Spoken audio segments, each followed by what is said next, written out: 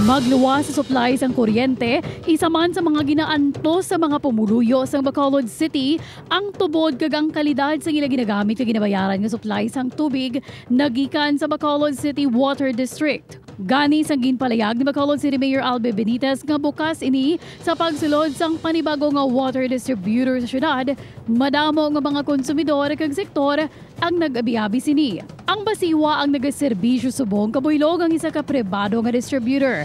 Sa pila ka stakeholders, inibala nga tikang ang magadalas ang pagsanyog.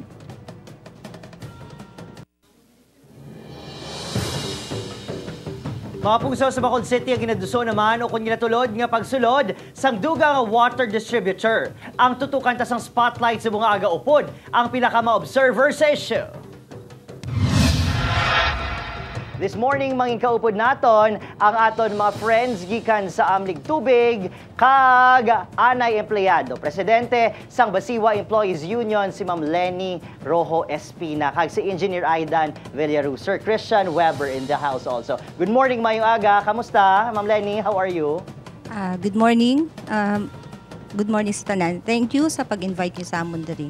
Subong, sige gyapon ng struggle naman. Sige gyapon ng struggle. What's your reaction like sang nabatian ninyo ining proklamasyon ni Bacolod City Mayor Albe Benitez nga pakompetensyahan ta ng Basiwa Prime kay 3 years na daw wala gyapon nag-abanse ang ila mga promisa sa publiko. Yes, ma'am. 3 years na pero ayhan na review nila. Ang sa LGU kung ano ang joint venture nga ginsudlan sang Basiwa. Kay ti kung tanawon ta kadako gid sang lapses magid sang wala nila na comply. So para sa amon nga masulod ka sa isa ka butang pagid nga wala pa gani na resolve. Kung ano ang sitwasyon subong sa consumers, kung ano ang sitwasyon subong sa mga empleyado. Ano ma'am, yes or no? Are we supporting Basiwa this time around? Nga ti syempre pakontrahan sila ni Mayor Albe o kon we would want nga mansukton ta sila anay antes sa sila pakontrahan. Ano man? Sa amon sa union, dapat tapuson ta ni anay. Antes magsulod. Kay ang masulod, hindi man na sila gyapon kabalo kung anong kakatabo sa water district. Okay. Pareho subong sa pagsulod sa prime water, sinong gapungko? Mga former employees man. May accountability dapat kung nga nagsulod sa JVA ang board kag ang hindi kita malipat ang Joint Venture Selection Committee, mga top level officials na sila. Dapat sila niyang sukton nga anatabo ang water district. Mga puso, isa man sa ginpondo, sining aton mga kapuso sa Amlig Tubig kag sa Basiwa Employees Union instead of, PPP, Public-Private Partnership, PPP man, Public-to-Public Partnership. Anyone can talk about it? Sino man? Engineer, go ahead. Kami nga sa Employees Union, nag-stand gid nga we're against any form of privatization. Okay. Then, there goes sa subong, ngambal ni Mayor Albe nga pakontrahan ang Basiwa or ang Prime Water sa another different naman nga service provider. But still, it is still privatization. Okay. So, wala di sa nagliwat sa subong nga joint venture ni. Magamahal gyapon ang panukot na sa tubig, which is why man ta kasiguraduhan kung maka-provide sila sa insakto nga service para sa mga pumuluyo. Mas gina-advise namon sa una nga mas maayo nga mag-partner ta sa public man gyapon. Like our neighboring cities. Namin mo yung mga LGU engineer. Amo na, ano man? Water district to water district. To water district. Yes. For example, subong kita dito sa Bacolod City, nagapangay kita tabang sa may Murcia? Yes, Okay, Murcia, okay. which nga damo sila abundant ang supply nila sa tubig because damo sila may mga spring sources sila, may mga river sila, as well as sa Talisay nga lapit na sa aton, damo man sila sang supply sa tubig halin sa babaw kag sa mga rivers na nga pwede ta i-develop nga to provide additional source. Sir Christian, what's your take? Is it ripe for the city of Bacolod to entertain another water concessionaire para those SIM card, do telecom, do Wi-Fi, pigaw di signal, sa ilo ko sa isa, doon mo na, ano man? Ang sa amon niya pagtanaw, no, with regards to your question to engineer, siguro, let's be honest, the reason why wala nila push ang public-to-public partnership is because there's money involved.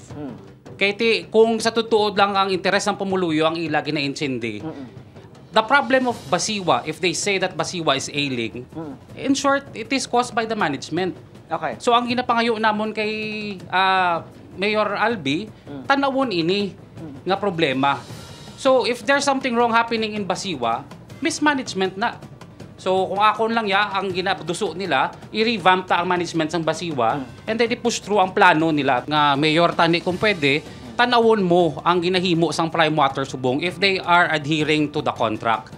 Because basically, I mean, obviously, as what we are saying here right now, 3 years has passed already, but no improvement has been done. And kung tanawon mo Subong, ang kakatabo Subong, amo nang ginambal nila blang kung sang una under sa Basiwa lain ang serbisyo, pero Subong mas naglala na gid.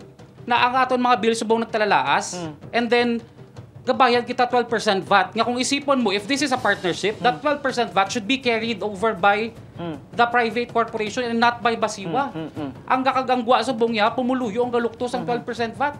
This is a call to our mayor. Dapat buligan mo nga mga empleyado because they are capable of their jobs. And kung ano ang ginahambal nila nga kaayuhan para sa Basiwa, tani, you take it as an option. Panumdumam taha ang Basiwa, hindi ni siya negosyohan. Serbisyo, giniya. Kami laom gid kami nga makabalik kami before 2024 layo na gid Kay may mga pamilya kami nga gahulat. Na nagtindog kami kung anong kamatauran kag napa matud-an namon nga insakto. Kabalugid kami nga insakto nga amon direksyon mo. Kabay pa nga